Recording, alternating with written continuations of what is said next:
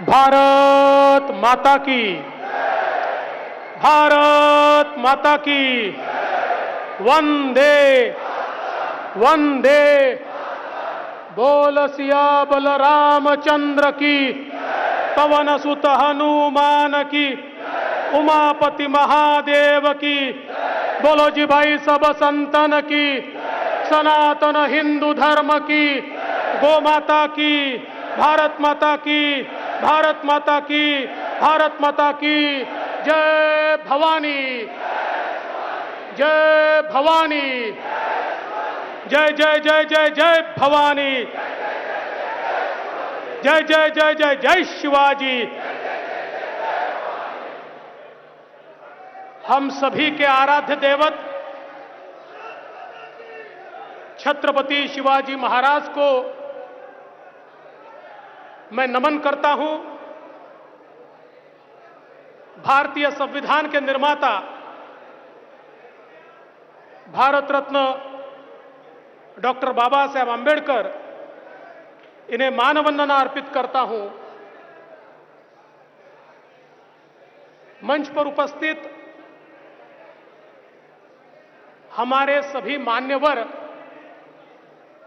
जिनका नाम आशीष शेलार जी ने, आरयू सिंह जी ने और मंगल जी ने लिया, ऐसे हमारे सारे नेतागण, मैं इसलिए सबके नाम नहीं ले रहा हूं, मैं तय नहीं कर पा रहा हूं कि किसका नाम किस क्रम से लूं। ऐसे अतिरथी महारथी सारे भारतीय जनता पार्टी के मंच पर बैठे, हमार भाई और बहन का हालचाल बा? सब ठीक हो ना? अब आया आवाज।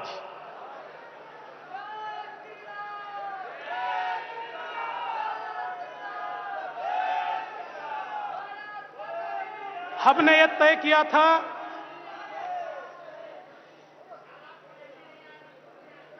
हिंदी भाषी महासंकल्प सभा होगी। वैसे तो 1 महीना पहले ही आरयू सिंह जी और सारे लोग मेरे पास आए और इन्होंने मुझसे समय लिया और उत्तर भारतीय मोर्चा का कार्यक्रम होगा।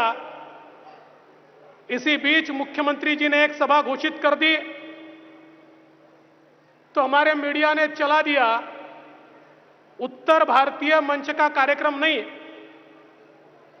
तो मुख्यमंत्री के सभा को उत्तर देने का कार्यक्रम ये यहां पर होगा। वैसे मैं एक बात कहना चाहता हूं, कल की सभा को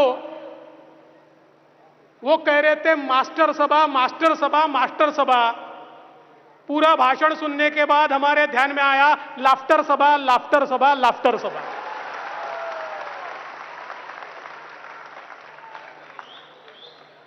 कल छत्रपति संभाजी महाराज की भी जयंती थी और भगवान नरसिंह की भी जयंती थी।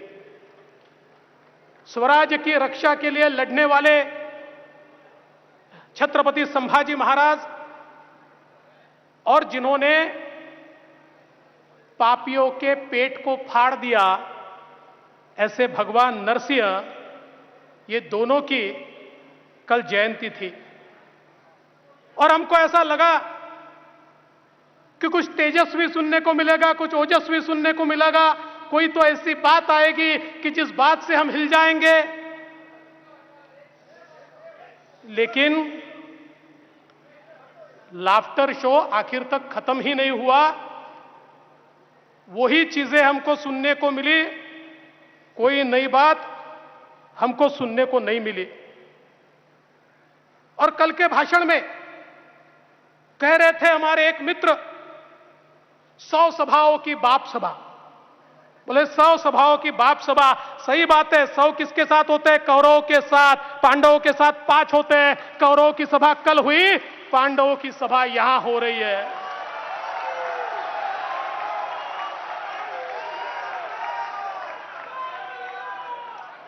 मैं आपसे कुछ सवाल करना चाहता हूं, मुझे जवाब दीजिए। जवाब दीजिए, मुंबई में कोविड में भ्रष्टाचार हुआ कि नहीं हुआ? 1.5 लाख लोगों की मौत हुई कि नहीं हुई? पालघर में साधुओं की निर्मम हत्या हुई कि नहीं हुई? वसूली के आड़ आने वालों को मनसूख हिरेन बनाया कि नहीं बनाया? 100 करोड़ की वसूली के लिए गृह मंत्री जेल में गया कि नहीं गया? दाऊद का दोस्त जेल में होते हुए भी मंत्रिमंडल में है कि नहीं है? हमारे मजदूर भाइयों को नंगे पांव मुंबई छोड़नी पड़ी कि नहीं छोड़नी पड़ी? मुंबई में मेट्रो का, रास्तों का, सफाई का काम बंद है कि नहीं है? मुंबई के एसटीपी में 5,000 करोड़ की बढ़ोतरी हुई कि नहीं हुई?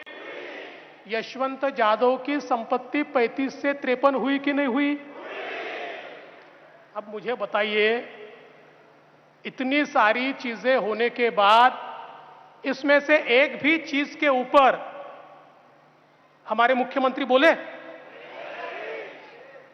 हमारे मुख्यमंत्री प्रदेश के और देश के पहले मुख्यमंत्री होंगे कि 2.5 साल में इन महाशय ने एक भी भाषण प्रदेश के विकास पर नहीं दिया, प्रदेश के विषय पर नहीं दिया, प्रदेश के लोगों पर नहीं दिया। और अभी अभी हमने हनुमान चालीसा का पठन किया। हनुमान चालीसा तो हमारे दिल में रहती है, पर ये जो रवि राणा, नवनीत राणा है ना, ये नादान है। इनको पता ही नहीं है कि हनुमान चालीसा की 2 लाइनें उद्धव जी को और इस सरकार को पहले से पता है, और सिर्फ उन 2 लाइनों पर वो काम कर रहे हैं। कौन सी 2 लाइनें? राम दुआरे तुम रखवारे, होत न आज्ञा बिन पैसारे।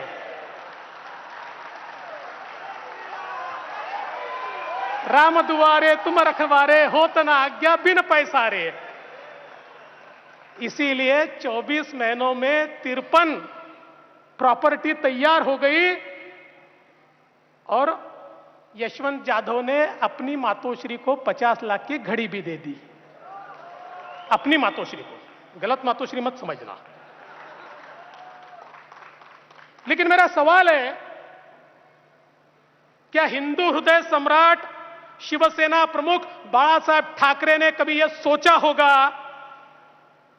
कि उनके पुत्र के राज में हनुमान चालीसा बोलना राजद्रोह होगा और औरंगजेब के कब्र पर जाकर माथा टेकना ये राजशिष्टाचार होगा? क्या उन्होंने कभी सोचा होगा? दोस्तों, छत्रपति संभाजी राजे, जिनके बारे में कहते हैं देश धर्म पर मिटने वाला शेर शिवा का छावा था, महापराक्रमी परम प्रतापी एक ही शंभू राजा था। जिस छत्रपति संभाजी राजा को औरंगजेब ने तड़पा तड़पा कर मारा, क्या कहता था औरंगजेब? ये नहीं कहता था कि तुम्हारा राज दे दो, ये नहीं कहता था तुम्हारा किला दे दो, ये नहीं कहता था तुम्हारी संपत्ति दे दो। वो तो एक ही बात कहता था, संभाजी मुसलमान बन जाओ, धर्म बदल दो, लेकिन देश धर्म पर मिटने वाला शेर शिवा का छावा था, महापराक्रमी परम प्रतापी एक ही शंभू राजा था। संभाजी राजे ने कह दिया, अरे जान भी चली जाए न स्वराज दूंगा न स्वधर्म दूंगा। और ऐसे संभाजी राजा का, उनका खून करने वाले, उनको मौत की घाट उतारने वाले, उनकी निर्मम हत्या करने वाले औरंगजेब की समाधि पर वो असदुद्दीन ओवैसी जाता है और माथा टेकता है, और तुम देखते रह जाते हो। अरे शर्म करो, चुल्लू भर पानी में डूब मरो, चुल्लू भर पानी में डूब मरो।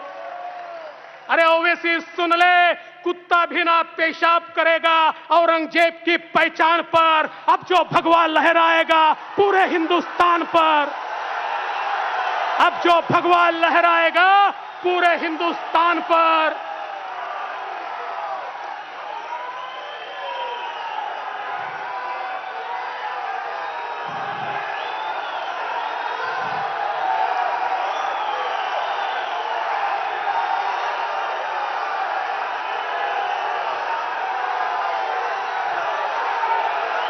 जो छत्रपति शिवाजी महाराज का नाम लेते थे, उन्होंने तलवारें म्यान कर दी होगी, लेकिन हमने अपनी तलवारें म्यान में नहीं रखी।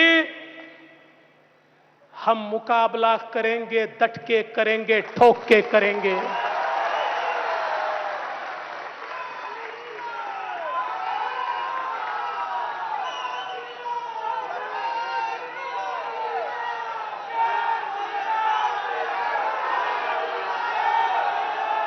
वैसे तो हिंदी भाषियों का सम्मेलन है, किंतु ये सारे हिंदी भाषी मुंबईकर हैं।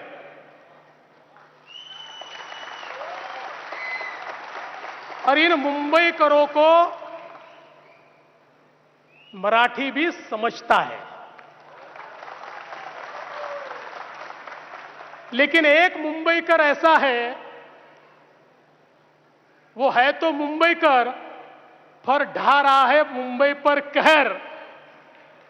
ऐसे मुंबईकर को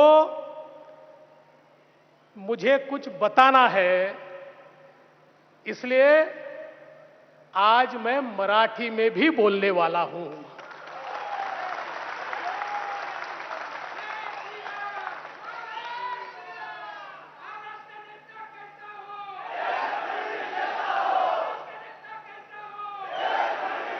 अरे मैंने जब कहा, मी जेव्हा म्हणालो राम जन्मभूमीच्या आंदोलनामध्ये अयोध्येमध्ये तुमचा एकही नेता नव्हता, किती मिर्ची लागली? अरे मैं तो अयोध्या जा रहा था, मैं तो बाबरी गिरा रहा था, मैं तो मंदिर बना रहा था, तुझको मिर्ची लगी तो मैं क्या करूं?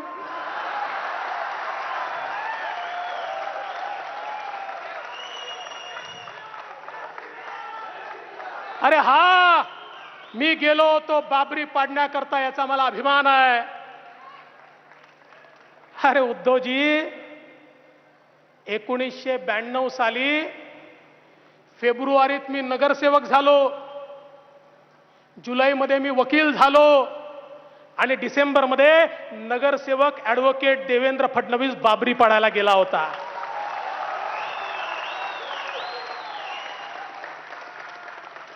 सहलीला चला, सहलीला चला, सहलीला चला, नहीं। अरे लाठी गोली खाएंगे, मंदिर वही बनाएंगे, ये कहते हुए गए थे। क्या कहते हुए गए थे? लाठी गोली खाएंगे, मंदिर वही बनाएंगे।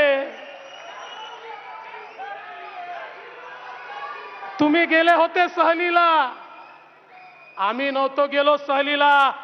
अरे तेव्हा तर सोडाच, त्याच्या 1 वर्ष आधी ज्यावेळी पहिली कार सेवा झाली आणि आमच्या कोठारी बंधूंना त्या ठिकाणी मारलं, तरी देखील भगवा झेंडा त्या बाबरी ढाच्याच्या वर आमच्या कोठारी बंधूंनी लावला। त्याही कार सेवेला हा देवेंद्र फडणवीस गेला होता,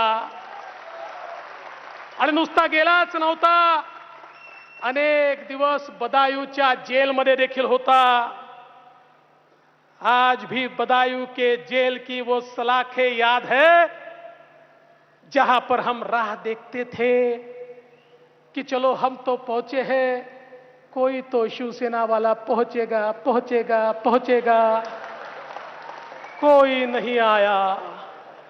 हम इंतजार करते रहे, कोई नहीं आया। आणि एवढंच नाही, त्याच्याही आधी 19व्या वर्षी त्या ठिकाणी काश्मीरमध्ये हिंदूंवर अत्याचार चालू झाला, तर विद्यार्थी परिषदेसोबत त्या काश्मीरमध्ये देखील जाऊन आतंकवाद्यांचा मुकाबला करण्याकरता, तिथे मनोबल वाढवण्याकरता गेलेला हा देवेंद्र फडणवीस आहे। आम्ही 5 स्टारचं राजकारण नाही केलं, जमिनीवरचं राजकारण केलंय। और जब भी जाते थे, जेव्हा जेव्हा गेलो, तिकीट काढायला पैसे होते, पण ठरवलं राम तिकीट काढून जाओ, कधी तिकीट काढलं नाही, कुठल्या हॉटेलला झोपलो नाही, झोपलो तर प्लॅटफॉर्मवर, झोपलो तर त्या ठिकाणी फुटपाथवर, झोपलो तर मंदिरामध्ये, सगळ्यांसोबत संघर्ष केला। गोळ्या चालताना पाहिल्या, लाठ्या मारताना पाहिल्या, लाठ्याही खाल्ल्या, म्हणून इथपर्यंत पोचलो. सोन्याचा चमचा घेऊन पैदा झालेलो नाहीये. आणि जेव्हा त्या अयोध्यामध्ये बाबरी ढाचा पडत होता आणि आम्ही म्हणत होतो लाठी गोली खाएंगे, मंदिर वही बनाएंगे, तेव्हा सांगा शेपट्या कोणी टाकल्या होत्या आणि कुठे टाकल्या होत्या? कोणी टाकल्या होत्या आणि कुठे टाकल्या होत्या? आम्हाला एकदा सांगा उद्धवजी. आणि म्हणून कार सेवकों का मजाक उड़ाने वालों को मैं कहना चाहता हूं, अरे जब भी इस देश को आवश्यकता होगी हम फिर कार सेवक बनकर जाएंगे और इस देश की धर्म को, संस्कृति को और सुरक्षा को, उसकी रक्षा करने के लिए हम जाएंगे. काल चांगलं झालं. काय म्हणाले उद्धवजी? देवेंद्र फडणवीस यांनी पाय ठेवला असता तरी बाबरी ढाच्या खाली आला असता. केवढा विश्वास आहे माझ्यावर बघा.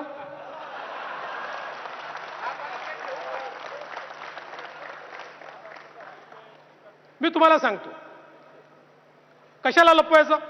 आज माझं वजन 102 किलो आहे आणि जेव्हा बाबरी पळायला गेलो तेव्हा माझं वजन 128 किलो होतं. पण उद्धवजीला ही भाषा नाही समजत, त्यामुळे त्यांच्या भाषेत सांगतो. सामान्य माणसाचा FSI जर 1 असेल तर माझा FSI 1.5 आहे आणि बाबरी पळायला गेलो होतो तेव्हा माझा FSI 2.5 होता. पण उद्धवजी तुम्हाला असं वाटतंय माझ्या पाठीत खंजीर खुपसून तुम्ही माझं राजकीय वजन कमी करू शकाल? लक्षात ठेवा, हाच देवेंद्र फडणवीस तुमच्या सत्तेच्या बाबरी ढाच्याला खाली आणल्याशिवाय या ठिकाणी थांबणार नाही.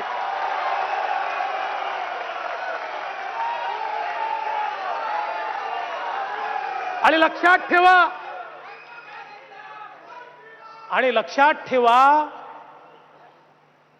माननीय बाळासाहेब ठाकरे शरद पवारांना मैद्याचं पोतं म्हणायचे. शरद पवारांना मैद्याचं पोतं म्हणायचे. उद्धवजी त्याच मैद्याच्या पोत्याच्या पायावर नाक घासून तुम्ही मुख्यमंत्री झालात. वजनदार लोगों से संभल के रहना. जितना वजन ऊपर दिखता है ना उससे दुगना नीचे. खरं म्हणजे काल कोणीतरी ट्विट केलं वाघ. अरे त्यांना समजावून सांगा, वाघाचे फोटो काढल्यामुळे वाघ होता येत नाही. वाघ व्हायचं असेल तर निधड्या छातीनं आव्हानांचा सामना करावा लागतो, तेव्हा वाघ होता येतं. नुसती फोटोग्राफी करून कोणाला वाघ होता येत नाही. कुठला सामना केला तुम्ही? कुठला केला सांगा?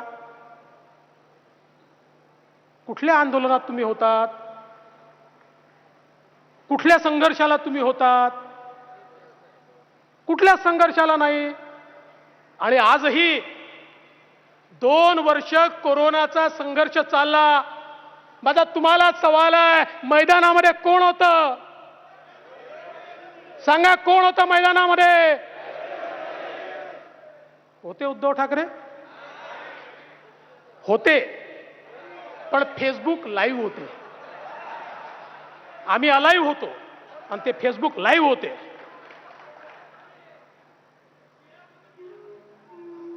त्यामुळे खरं म्हणजे उद्धवजींनी सांगितलं की बाळासाहेब भोळे होते आणि मी धूर्त आहे. हे खरंच आहे. तुम्ही कुठल्याही ज्याला प्राण्यांची माहिती आहे त्याला विचारा, तो तुम्हाला सांगेल वाघ हा भोळाच असतो. पण धूर्त कोण असतो? कोण असतो? मी नाही सांगत, तुम्ही सांगा.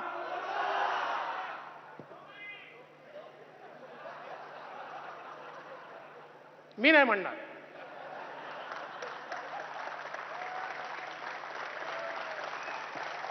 मी नाही म्हणणार. अरे त्यांनी पातळी सोडली म्हणून आपण थोडी सोडायची. त्यांच्याकडे बोलायला काहीच नाही म्हणून पातळी सोडून बोलतात. आता आमच्या आशिष शेलारांनी एवढे प्रश्न विचारले, एकाही प्रश्नाचं उत्तर नाही. आमच्या अमित साटमनी पुस्तक छापलं भ्रष्टाचाराचं. अरे काउंटर पुस्तक तर छापा, तेही छापायला तयार नाहीत.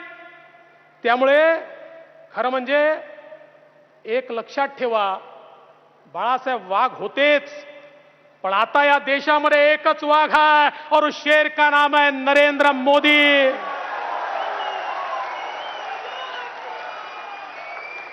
या देशात आता एकच वाघ आहे, ज्या वाघाचं नाव आहे नरेंद्र मोदी. अरे तुम्ही म्हणता ना या ठिकाणी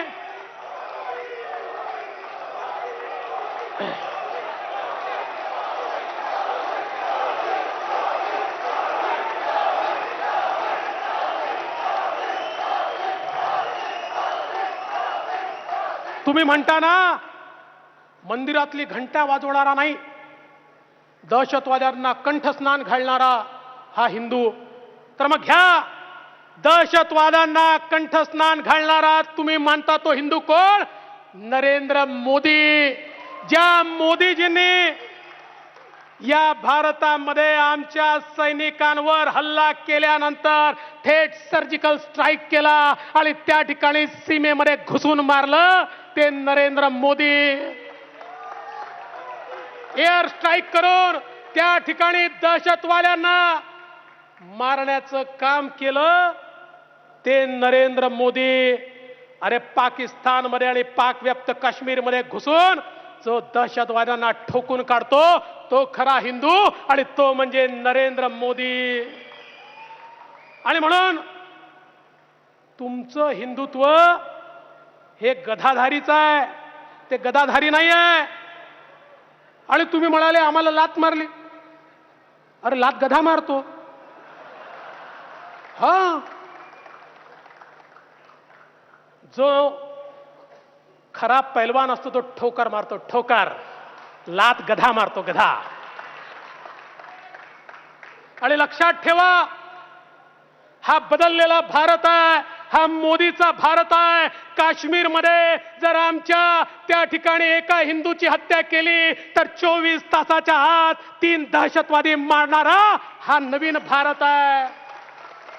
अरे तुम्ही सवाल विचारण्याच्या आत त्या ठिकाणी दहशतवाद्यांना मारण्याची ताकद ठेवणारा भारत हा नरेंद्र मोदींनी केलाय. अरे तुमच्याकडे तो शर्जील आला, भारत तोडण्याच्या गप्पा केल्या, तो शर्जील निघूनही गेला आणि तुम्ही काहीच करू शकले नाही. काय भाषण दिलं होतं? शर्जील भारताच्या कुठल्याही कोण्यात असेल तरी त्याला फरफटून आणू. कुठला शर्जील? शर्जीलचा श देखील आला नाही. अशा प्रकारची तुमची अवस्था. आणि म्हणून खरं म्हणजे काय काय बोलले, काय काय बोलले. म्हणजे मला तर त्यांच्या शब्दात म्हणाले काय एकतर्फी प्रेमातनं ऍसिडच फेकतोय. आता कसलं आलं एकतर्फी प्रेम?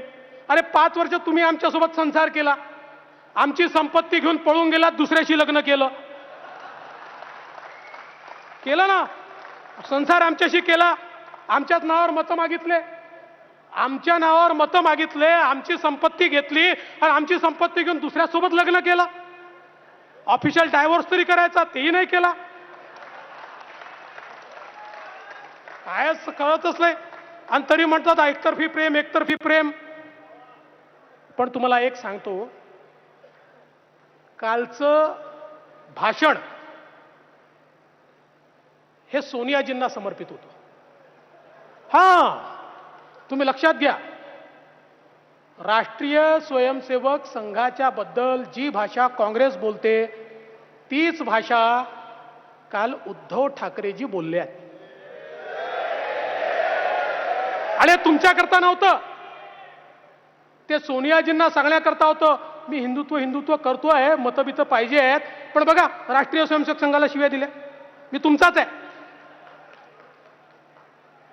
माझा सवाल आहे, या ठिकाणी खरं म्हणजे उद्धवजींना हे माहिती तरी आहे का की परमपूजनीय डॉक्टर हेडगेवार यांचं नाव स्वातंत्र्य संग्राम सेनानींच्या यादीमध्ये आहे. परमपूजनीय डॉक्टर हेडगेवारजी हे त्या ठिकाणी जेलमध्ये होते, जंगल सत्याग्रहामध्ये जेलमध्ये होते आणि अनेक त्या ठिकाणी कार्यकर्ते त्यांच्यासोबत जेलमध्ये होते.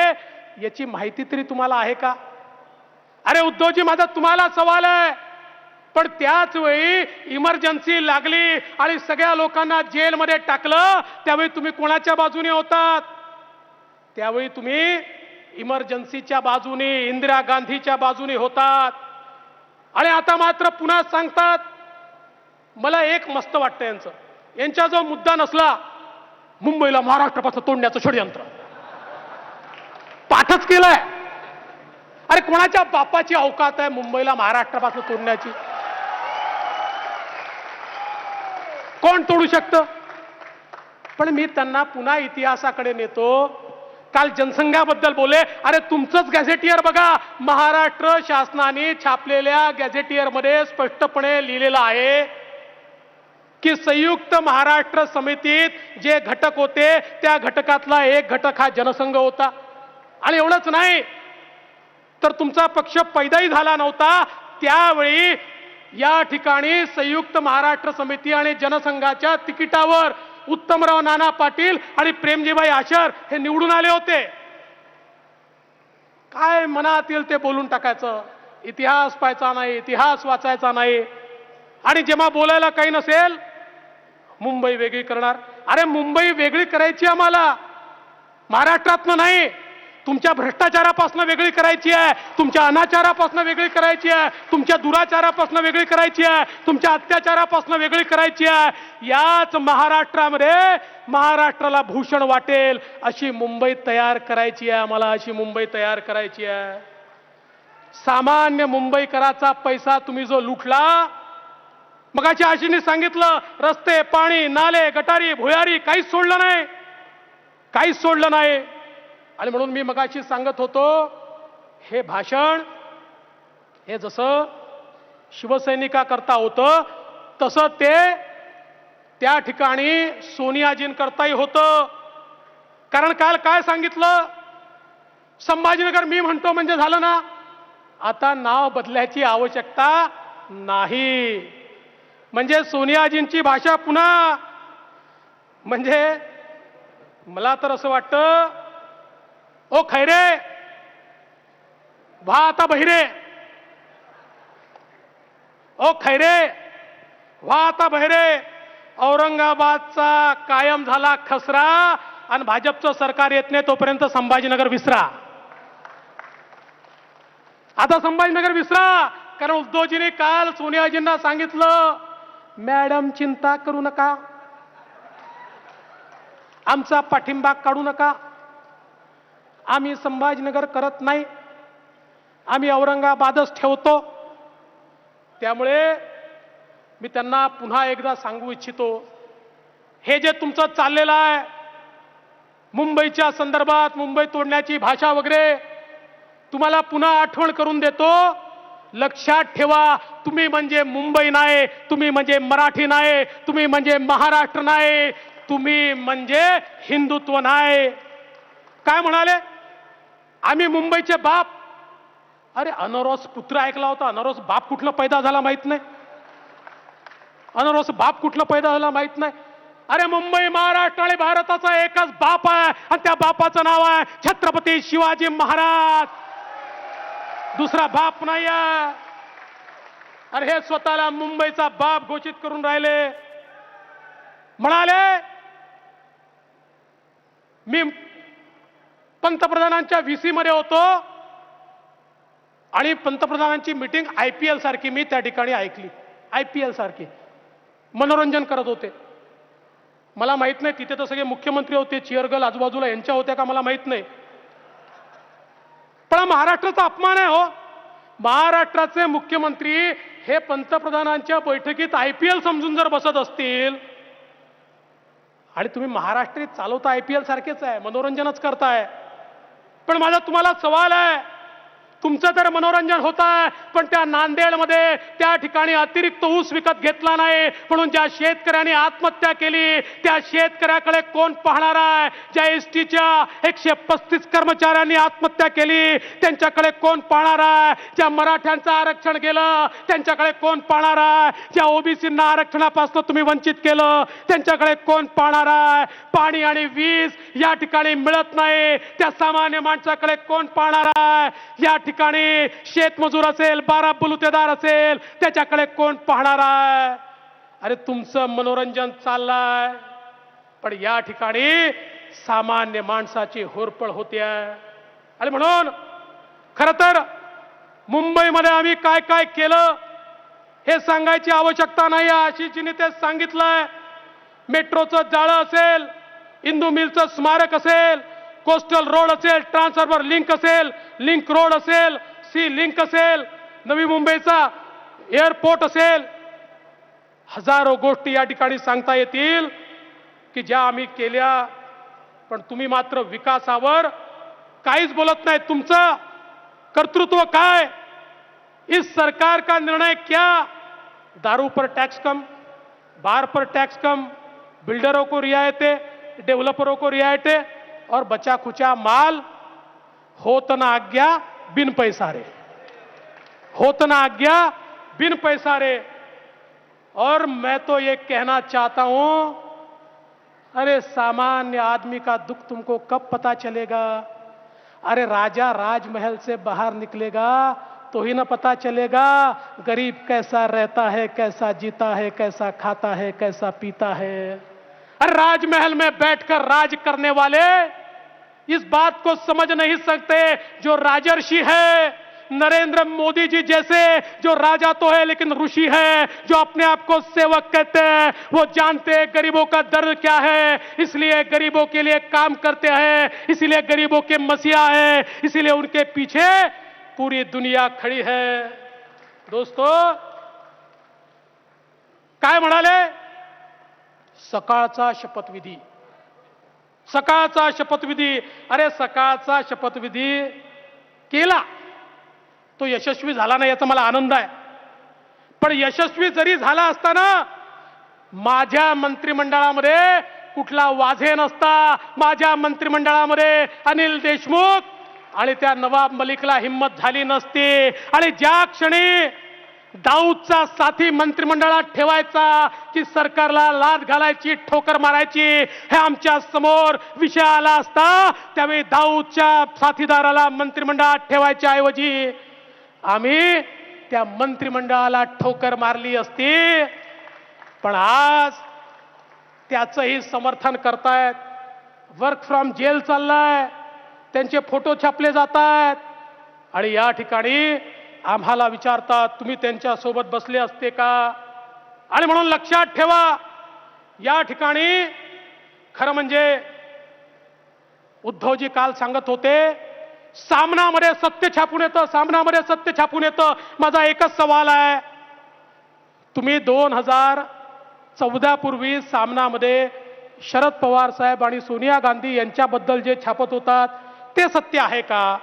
हे जर आम्हाला एकदा सांगितलं तर आमचं या ठिकाणी खऱ्या अर्थानं समाधान होईल. आणि शेतकऱ्याला बांधावर तुम्ही जे आश्वासन दिलं होतं ते आश्वासनही सामनात छापून आलं होतं, त्याचं नेमकं काय झालं हे देखील या ठिकाणी सांगितलं पाहिजे. आणि म्हणून मैं तो इतना ही कहना चाहता हूं, अब तो हनुमान चालीसा की शुरुआत हो गई है. अब चिंता की बात नहीं है, लंका का दहन होगा और मेरे साथ ये सारी वानर सेना खड़ी है, ये अतिरथी महारथी खड़े हैं, ये सब मिलकर अब यहां पर लंका का दहन करेंगे. और इसलिए इतना ही कहना चाहता हूं, ये जो हालात है ये सब तो सुधर जाएंगे. ये जो हालात है ये सब तो सुधर जाएंगे, पर जाते जाते कई लोग निगाहों से उतर जाएंगे. सवाल जहर का नहीं था, सवाल जहर का नहीं था, वो तो मैं पी गया. तकलीफ लोगों को तब हुई जब पीकर भी मैं जी गया. आणि म्हणून खरं म्हणजे हमारे सारे हिंदी भाषियों के इस सम्मेलन में आपने मेरा स्वागत किया, सत्कार किया, आपका आभार व्यक्त करता हूं। लेकिन ये मेरा स्वागत सत्कार मुझे तभी फलेगा जिस दिन इस मुंबई की महानगर पालिका को भ्रष्टाचारियों के हाथ से हम मुक्त करेंगे। जिस दिन इस महानगर पालिका पर भगवा तो फहरेगा, लेकिन भारतीय जनता पार्टी का भगवा फहरेगा। बताइए, आप तैयार है? तैयार है? तैयार है? तो मेरे साथ एक गीत बोलना है आपको। मैं बोलूंगा, मेरे पीछे बोलेंगे, जागो तो एक बार, जागो जागो तो, जागो तो एक बार, जागो जागो तो, जागो तो एक बार हिंदू, जागो तो, जागो तो एक बार हिंदू, जागो तो। जागे थे वीर शिवाजी, जागे थे वीर शिवाजी, जागे थे वीर शिवाजी, भागे सारे दुश्मन पाजी, भागे सारे दुश्मन पाजी, मचा दिया संग्राम, जागो जागो तो, जागो तो एक बार हिंदू, जागो तो, जागो तो एक बार, जागो जागो तो। जागे थे गुरु गोविंद प्यारे, जागे थे गुरु गोविंद प्यारे, जागे थे गुरु गोविंद प्यारे। देश पे अपने लाल थे वारे, देश पे अपने लाल थे वारे, लुटा दिया परिवार, जागो जागो तो, लुटा दिया परिवार, जागो जागो तो, जागो तो एक बार, जागो जागो तो, जागो तो एक बार हिंदू, जागो तो। जागी थी झांसी की रानी, जागी थी झांसी की रानी, खूब लड़ी पर हार न मानी, जागी थी झांसी की रानी, खूब लड़ी पर हार न मानी। चमक उठी तलवार, जागो जागो तो, चमक उठी तलवार, जागो जागो तो, जागो तो एक बार हिंदू, जागो तो। जागे थे भगत सिंह दीवाने, जागे थे भगत सिंह दीवाने, फांसी झूले हार न माने, फांसी झूले हार न माने, मचा दिया संग्राम, जागो जागो तो, जागो तो एक बार हिंदू, जागो तो, जागो तो एक बार, जागो जागो तो। जागे थे कोठारी भाई, जागे थे कोठारी भाई, जागे थे कोठारी भाई, मंदिर पर ध्वजा लहराए, मंदिर पर ध्वजा लहराए, शुरू हुआ निर्माण, जागो जागो तो, जागो तो एक बार, जागो जागो तो। जागे हैं अब नरेंद्र भाई, जागे हैं अब नरेंद्र भाई, 370 दिए हटाए, आतंक का हुआ काम तमाम, जागो जागो तो,